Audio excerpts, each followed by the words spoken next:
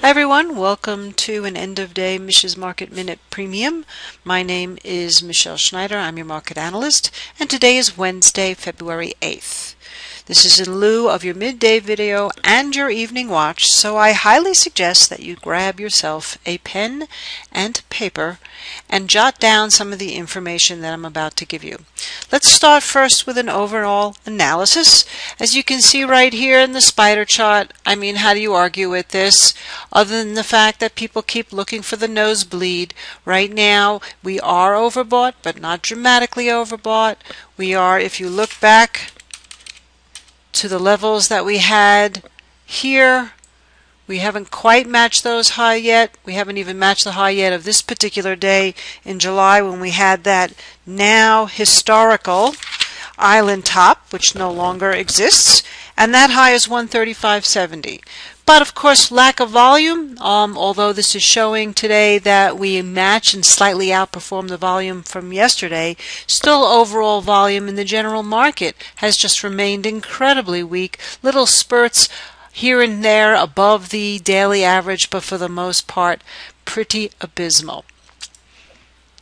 On the Qs, of course, given the strength of Apple, Qs have been leading and have been leading for quite some time, ever since they broke out from their not only golden cross but also 200-day moving average and started to power out. Same kind of thing, overbought, volume better than yesterday's but still relatively overall anemic, and considering, if you look at the monthly chart, we happen to be on new highs that we haven't seen since we were back in 2001. And there's your high in 2001, that level being 65.61. So I would say that 64.65 is what we've been looking for overall as an initial target, at least until we start to see a little bit of profit taking. But of course, at this point, we're still a buy and on the dip type market. The only way that would change at this point is we would have to see, and I've written about this, so now I can get a chance to show you, we have to see one of three things happen. In order for it to be a blow-off rally has to be accompanied by at least double what the volume has been lately, and ideally double the average volume. Number two would be leaving some kind of an island. So you can see here we had the gap, which is now considered a continuation gap. If for some reason we gapped underneath all these levels and we could not fill that gap, that would be a second sign.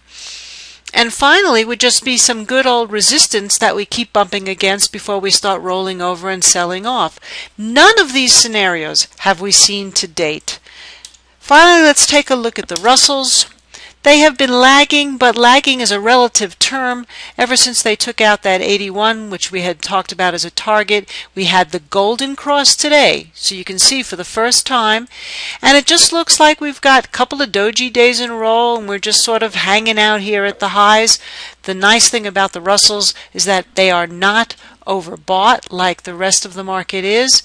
And so if we take a look at a 30-minute chart here, you can see that we had a couple of days under the pivots. We got back over the pivots today, but immediately sold off. We ended above the pivots. We now have positive pivots going into tomorrow. So again, provided we hold up above the gap that was made last week, so that would mean somewhere above these levels or somewhere above 81.60, we're in pretty good shape. And again, looking at dips as buy opportunities. Going through some of the sectors and groups, beginning with gold, you can see today turned out to be an inside day to yesterday after a really nice candle pattern. However, 170.14, which is Friday's high, also close to yesterday's high now, is the area to penetrate. Therefore, unless we really broke down and filled this gap and beyond it in order to start changing it to more of a negative bias, at this point with the long-term chart still looking like a very strong upward trend intact, your buy area would be over 170.14. Moving ahead to the financials, XLF wrote early this morning that this was going to be the area for us to watch for a hold and a lead. You can see right now that we are not quite overbought. That's a good sign. We actually had some volume, although still overall very light volume in there. We can see here I've been talking about this 200 weekly moving average. It comes down from 2007. we get any kind of a weekly close here, and we still have a couple of days left, over 14.95 at this point, we have now reversed a trend that goes back 5 years. That would be extremely hard to argue with. On the monthly chart, if we take a look, we have a lot of room till we get to the 80 monthly, but certainly a move between 15 and 22 would be one tremendous move and certainly be a big influence on the rest of the market. Next group, IBB. After this parabolic move that we have going back to when we broke out at the start, actually the end of 2011 and start of 2012, we surpassed everybody's expectations, and now having a little bit of a healthy correction is certainly in order. I would be looking at the 10-day moving average to be an area now to hold up at 118.39, and for those of you who like to watch pivots, we now have 2 days beneath, so with the pivots coming in tomorrow around 120, if we can get back through around 121.35, looks like we can see a continuation to the upside. If we take a look at the weekly chart, although we've worked off the overbought conditions in the daily considerably more, we have also worked off the overbought conditions on the weekly as well. Semiconductors. Semiconductors in the aftermarket, you can see here the last, are now above where they needed to clear, which was 34.75. That too turned out to be an area that we needed to see hold today, and it indeed did its job. So now again we're on new highs we haven't seen now since the middle of 2011. These areas right here that we would have to clear in order to continue on up come in at 35.28, so we're very, very close to that. Let's take a look and see what happens at those levels. But it looks to me like if we take a look again on the daily chart, since we are overbought on the weekly but not on the daily, let's not ignore the fact that we can get one good push above that 35.28, and it's possible, just like we saw in the biotechs, that we can see a nice move up, possibly even up to the 40 level.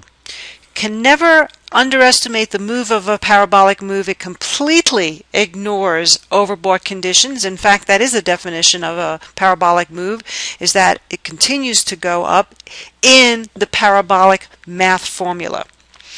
Next, we'll take a look at the transportation that has been lagging. You can see it continues to lag.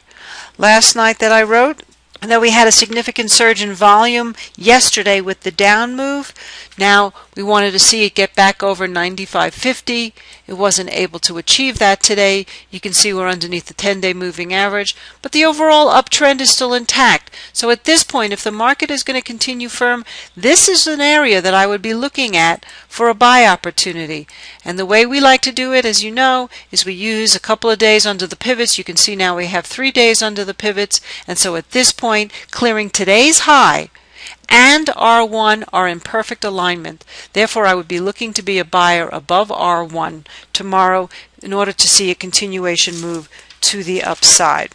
XLE, we broke from that 73.17.16 level. Now all we're doing really basically is consolidating above that. I take that as a good sign. Unless we absolutely break down beneath those levels, I would anticipate more upside in this sector and group as well. If we take a look at the weekly chart, we can see here that we've also taken out all of this pretty much since we were in the middle of 2011. So now we're looking at a possibility of a move up maybe to here, which is around 77, possibly even to 80. And again, that's provided we hold those key levels above 73.17. Finally, let's take a look at TBTs. Been looking for bottoming formation in the TBTs for quite some time right now. As you can see right here, we had this nice little island bottom intact. We came down and tested the 50-day moving average. It is starting to incline. We had an inside day to yesterday today. Right here you can see that 70 EMA coming in at 1961. At this point, if we can clear the high from yesterday, which was 1950, and get through this EMA, looks like we should see another leg up in this, and it's very possible that we could start to see the interest rates incline a little bit.